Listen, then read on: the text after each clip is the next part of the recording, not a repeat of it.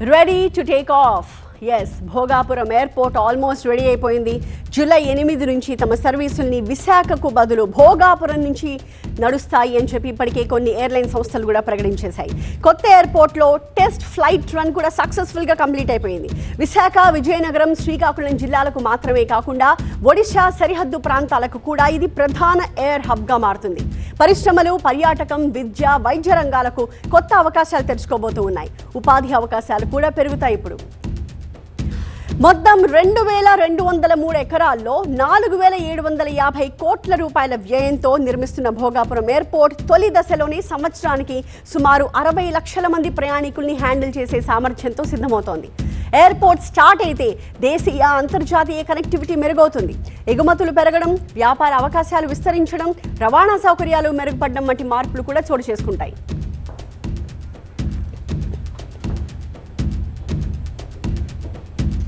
భోగాపురం ఎయిర్పోర్ట్తో సంతోషమే కాదు, సవాళ్లు కూడా ఉన్నాయి అని చెప్తున్నారు స్థానికులు. గతేడాది విశాఖ ఎయిర్పోర్ట్ నుంచి 30 లక్షల మంది జర్నీ చేశారు. కొత్త ఎయిర్పోర్ట్ అందుబాటులోకి వస్తే వీరంతా విశాఖ నుంచి భోగాపురానికి 50 నుంచి 60 కిలోమీటర్లు రోడ్డు మార్గం ప్రయాణించాల్సి ఉంటుంది. అలా వెళ్ళాలి అంటే 2 గంటల ముందే బయలుదేరాలి. అది కూడా చెక్ ఇన్ సమయానికి కరెక్ట్గా అక్కడ ఉండాలి. అక్కడ మళ్ళీ ఇంకొక 2 గంటలు ఉంటుంది.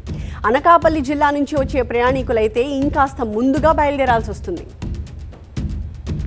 భోగాపురం ఎయిర్పోర్ట్తో అదనపు సమయంతో పాటుగా వ్యయం కూడా ప్రయాణికులపై పడుతుంది అంటున్నారు ఏపీ ఎయిర్ ట్రావెలర్ అసోసియేషన్ ప్రతినిధులు.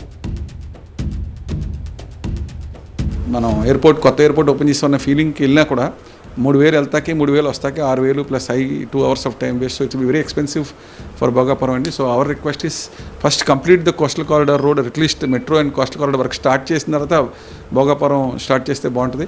భోగాపురం స్టార్ట్ చేసినా కూడా వైజాగ్ ఎయిర్పోర్ట్ ముయ్యొద్దని మా రిక్వెస్ట్ అండి. At least morning 5 flights, evening 5 flights అన్న ఇస్తే it will be very good for citizens of Vizag. గోవాలో 2 ఎయిర్పోర్ట్స్, విశాఖపట్నంలో 1/3 ఎకానమీ అండి, 2 ఎయిర్పోర్ట్స్ ఫంక్షనింగ్ ఉన్నాయి అక్కడ. డొమెస్టిక్ ఫ్లైట్ జర్నీ కోసం భోగాపురం ఎయిర్పోర్ట్కి వెళ్లి రావడం వ్యయంతో పాటుగా భారం కూడా అంటున్నారు ప్రయాణికులు. బీజేపీ ఎమ్మెల్యే విష్ణుకుమార్ రాజు కూడా ఇదే అంశాన్ని పదే ప్రస్తావిస్తున్నారు. పెట్రోల్, డీజిల్ ఇబ్బందులు ఉన్నంత వరకు అయినా భోగాపురం ఎయిర్పోర్ట్ ఆపరేషన్స్ వాయిదా వేయాలి అని ప్రభుత్వాన్ని కోరుతున్నారు. 30 లక్షల మంది సంవత్సరానికి మళ్ళీ భోగాపురం నుంచి వెళ్ళవలసిన పరిస్థితి ఏర్పడితే దాంట్లో మనము కనీసము వెళ్ళటానికి ఒక 3000 రూపాయలు ట్యాక్సీ ఖర్చులు కనుక మనం లెక్క వేస్తే ఇది నెలకు వచ్చేటప్పటికి 74 కోట్ల రూపాయలు ఎడిషనల్గా పెట్రోలు, డీజిల్ పైన భారం పడుతుంది కేవలము ఎయిర్పోర్ట్ షిఫ్టింగ్ అయిన వలన. కాబట్టి ఈ పెట్రోల్, డీజిల్స్ ఇబ్బందులు లేనంత వరకు, ఇబ్బందులు ఉన్నంత వరకు ఆ భోగాపురం ఎయిర్పోర్ట్ని కొంత డిలే చేసి ఆపరేషన్స్ విశాఖపట్నం నుంచే కంటిన్యూ చేయవలసిందిగా మేము కోరుకుంటున్నాము. భోగాపురం ఎయిర్పోర్ట్ ముందున్న సవాళ్ళు ఏంటో చూద్దాం.